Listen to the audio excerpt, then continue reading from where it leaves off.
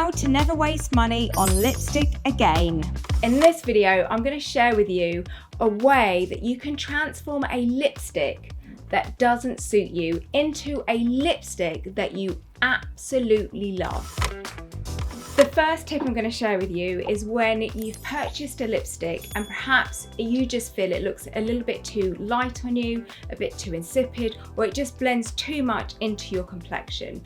So a really quick and easy fix is to use a lip liner that's quite a pinky browny tone, that's a few shades darker than your own natural lip colour.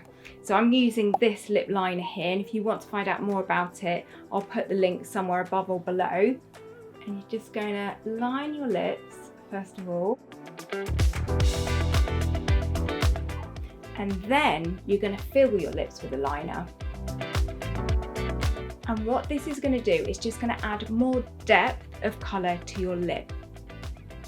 You don't have to be perfect when you do it because you're going to put the lipstick over the top. Now I'm going to get the lip colour that potentially could look a bit insipid on me, and I'm going to apply this over the top. And you can see how the liner has given a little bit more depth of colour to an otherwise lipstick that might not look as nice on me. I'm going to show you how you can make a lipstick that you've purchased which is too dark for you work for you. So let's apply this dark shade. So I've got a darker shade on. Find a lighter lipstick that you own and apply it over the top. This lipstick that I have, apply it over the top.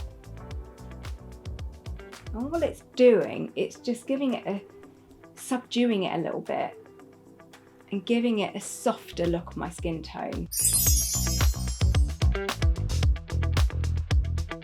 I hope what I've shared with you in this video has inspired you to dig out all those old lipsticks that you've purchased and never worn and mix them together to see what shade you can create. I think I'm going to help you fall back in love with them, and I'll see you soon for some new tips. Bye.